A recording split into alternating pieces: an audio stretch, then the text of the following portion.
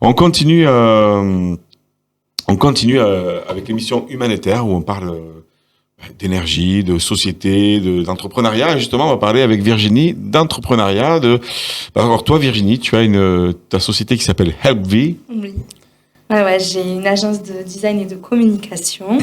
Je suis aussi photographe et formatrice. Donc formatrice en community management. Et j'espère même développer encore d'autres choses parce que j'ai vraiment à cœur de transmettre et de partager en fait avec les gens et de les aider. C'est pas pour rien que ma société s'appelle HelpV. C'est parce que j'ai vraiment à cœur d'aider les gens et de leur apporter un petit peu de lumière sur leur chemin et je pense que c'est ce que je fais aussi avec la formation community management et je pense que c'est ce que je fais aussi au quotidien dans les autres actions de ma société. Mais ouais, au niveau de l'entrepreneuriat, en tout cas, moi, ça me tient à cœur. En tant qu'entrepreneur moi-même, je sais ô combien c'est difficile, je sais ô combien on est seul et perdu. Et je pense que c'est pas mal d'avoir quelqu'un pour venir nous tenir la main et nous aider un petit peu à avancer dans ce chemin parce que c'est un beau challenge en fait de se dire d'entreprendre et de se dire allez, je compte que sur moi. C'est moi qui vais me nourrir à la fin du mois. C'est moi, je vais travailler comme je veux, comme je l'entends. Je vais m'entourer des bonnes personnes. Et je trouve que c'est effrayant, courageux, mais c'est un beau chemin de vie. Je pense que si on a l'occasion, une fois dans sa vie, d'essayer, en tout cas, il faut le faire. C'est une vraie connaissance de soi, c'est sûr. Ouais. D'aller plus loin et même des relations humaines, de tout. Parce que c'est vrai que quand on est entrepreneur, on doit gérer en fait le perso, le pro, les relations humaines, l'argent aussi qui est au milieu. On va parler avec Caroline après. Ouais. Mais tout ça, ça fait que c'est à quel moment on est vrai, à quel moment on est dans la séduction. T'es au four et au moulin, t'es partout en fait quand t'es à ton compte. Donc c'est compliqué de s'y retrouver, c'est compliqué de pas se perdre. Tu te trompes, de toute façon on est obligé de se tromper à un moment donné, de faire des erreurs, de changer de chemin, de recommencer, de tester. Et c'est comme ça qu'après une entreprise grandit. Mais je pense que du moment qu'on lâche rien et qu'on tente tout, on finit par réussir à entreprendre. Aujourd'hui, en tant que formatrice, tu vas parler des hashtags. Quand on les voit sur Facebook, sur les réseaux, pourquoi c'est important et comment on les utilise ? Alors, les hashtags, il faut savoir que donc, les hashtags, c'est le fameux petit dièse. C'est le fameux hashtag. Voilà, tout à fait. On en a beaucoup entendu parler, notamment sur des lancements de mouvements, hashtag MeToo, des choses comme ça, où ça permettait de lancer une tendance sur les réseaux et de créer une chaîne et de relayer, où à chaque fois qu'on venait mettre ce petit hashtag et ce petit mot à côté, tous les autres gens qui mettaient le même, on se retrouvait tous dans le même centre d'interaction. Et ça a permis de lancer des mouvements. Aujourd'hui, ils ont un peu moins le vent en poupe qu'au début des réseaux sociaux. C'est pas qu'ils sont boudés, ils ont toujours leur importance, mais c'est pas dramatique si vous n'en mettez pas. Mais ça va venir mettre des petits cailloux. Il faut s'imaginer un petit peu comme le petit poussé. On va venir semer des petits cailloux sur le chemin, venir mettre des petites balises. Et ces petits mots-clés, en fait, vont interagir avec des posts d'autres personnes. Et ça va venir créer comme une toile d'araignée, en fait, une grande sphère de connexion entre vous et les autres. Et ça permettra à des personnes de tomber du coup sur votre contenu ou vous de tomber sur le leur ou de partager justement des beaux messages en relayant un hashtag qui aura pour mission en fait de dire quelque chose de plus grand que soi.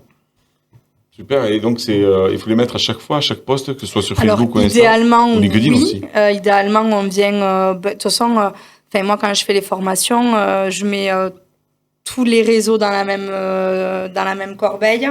Et en fait, on crée un modèle, une structure de poste toute simple.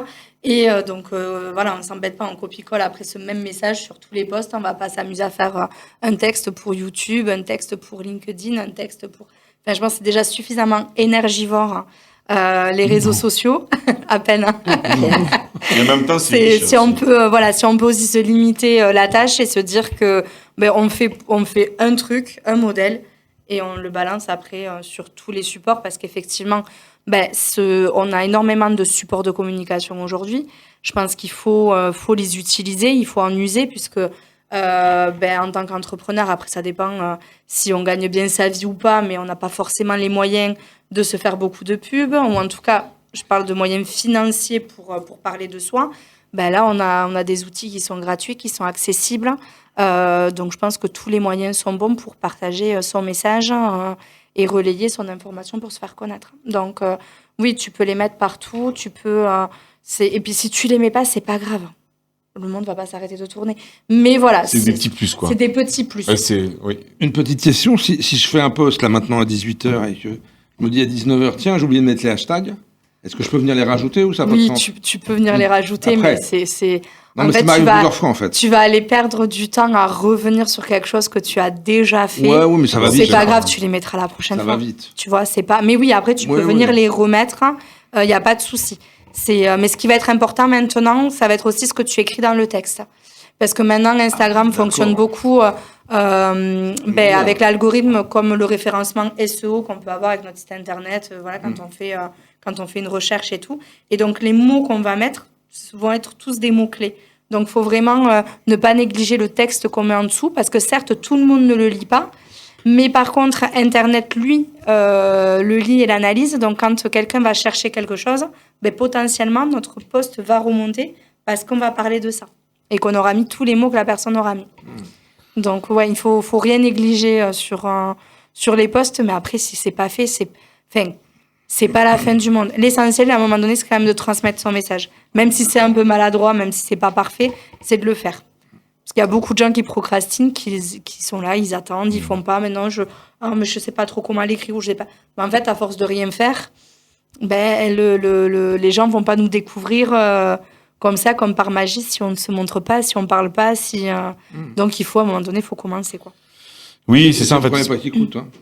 Oui. Dans mon cas personnel, les premiers posts sur Facebook ou Insta ou LinkedIn, ça a été compliqué, en fait, parce que je vois bien que c'est pas le même mode de communication qu'un mail, qu'autre chose, etc. Oui. Donc il y a des codes. Il y a des codes, ouais. et effectivement, il faut une période d'apprentissage. Ouais, c'est surtout sur Instagram où il y a le plus de codes par rapport aux autres réseaux.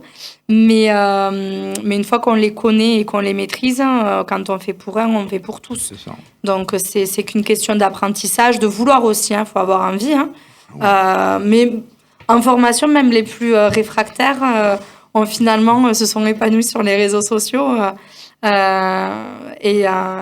Parce que j'en ai qui sont venus en formation, ils n'avaient rien. Pas de réseau, complètement inexistant. Ou vraiment dans le tout de se dire, ça ne sert à rien, ça va servir à rien. Oui, mais si aujourd'hui tu es là, c'est quand même que tu te poses peut-être la question de, ça peut peut-être marcher. Et ça marche. Et ça marche. Et franchement, il y a de super retours sur la formation. On a de plus en plus de monde qui font appel à l'Académie des Andes pour faire la formation Community Management.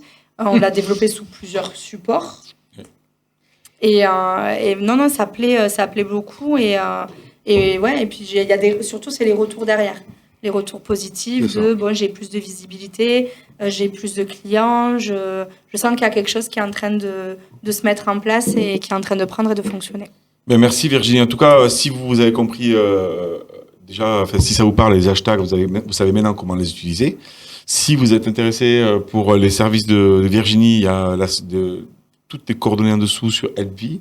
Et si vous avez envie de faire une formation en community management, c'est pris en charge par votre OPCO ou par le CPF. C'est Virginie qui le fait. Il y a César aussi qui l'avait fait. D'ailleurs, Jean-Pierre, tu l'avais fait. Oui. César peut continuer aussi. Il est en Bretagne maintenant, mais voilà. Donc, en tout cas, on est un peu partout. Ce qui est important pour nous, c'est de parler de marketing, parce pour moi, on est plus ou moins obligé quand même de parler de marketing dans ce monde-là, mais avec du côté humain et authentique. Voilà. Très important. Merci Virginie. Avec plaisir. Eh bien, en tout cas, vous avez toutes les coordonnées. On vous dit à très vite pour continuer, à de suite pour continuer l'émission Humanitaire.